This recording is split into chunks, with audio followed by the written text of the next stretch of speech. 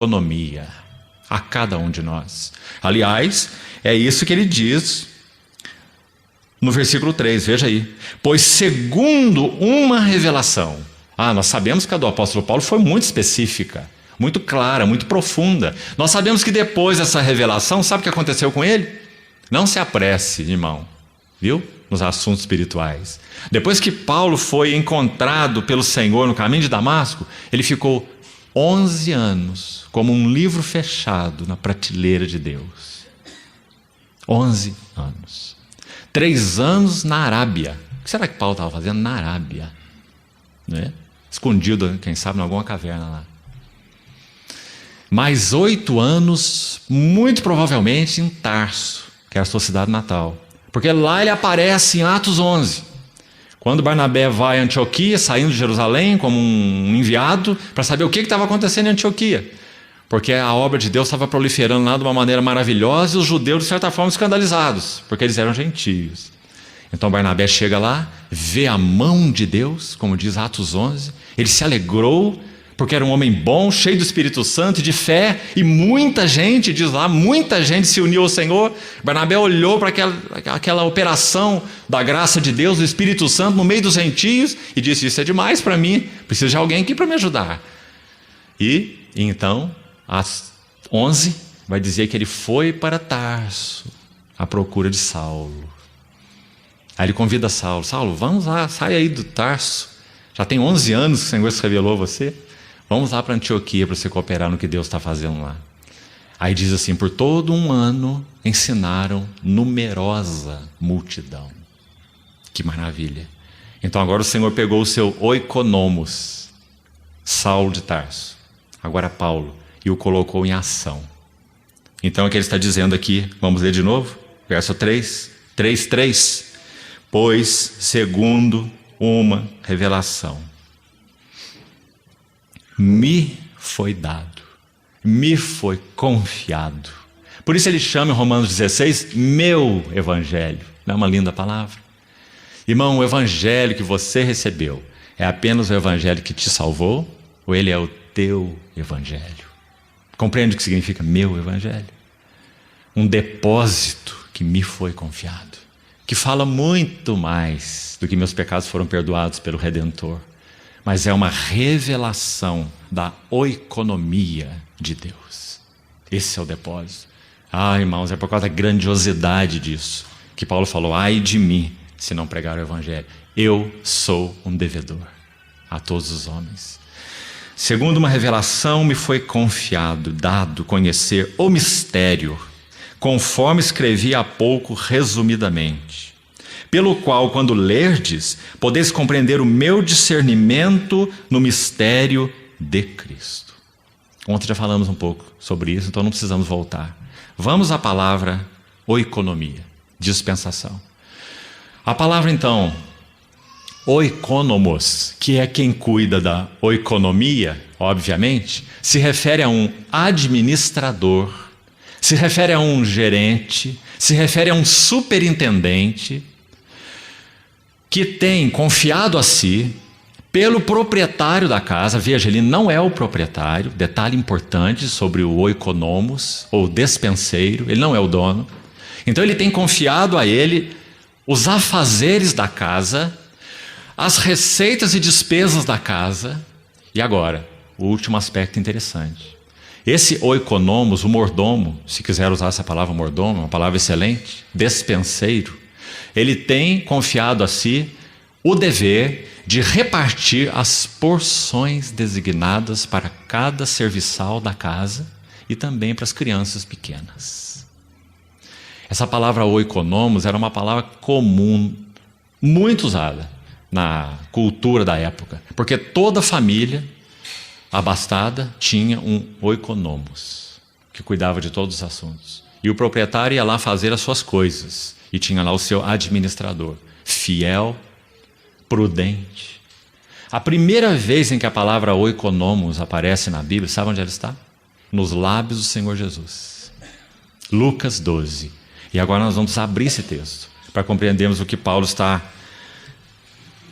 dizendo aqui em Efésios capítulo 3. Vamos para a primeira menção dessa palavra. Lucas 12. Vamos ver a partir do verso 35.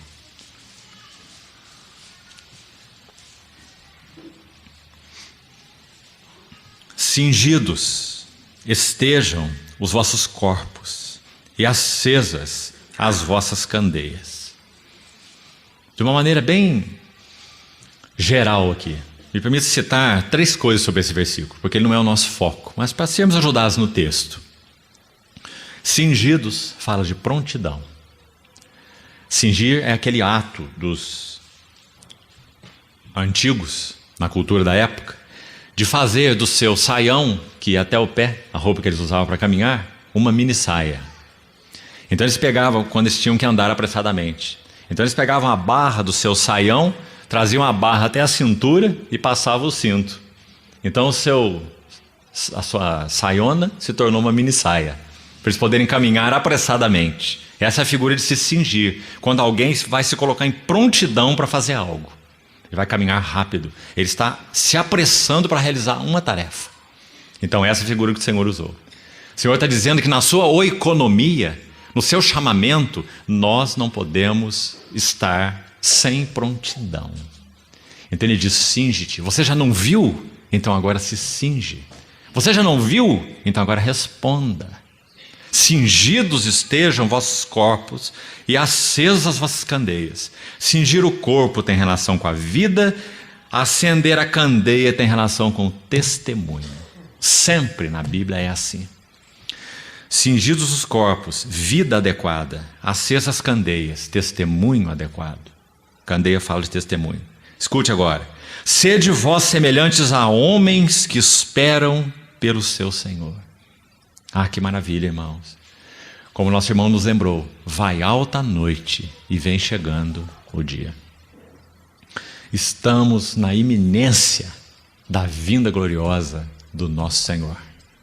Então, como precisamos ouvir de novo essa sua palavra? Sede vós semelhantes a homens que esperam pelo seu Senhor. Esperam como?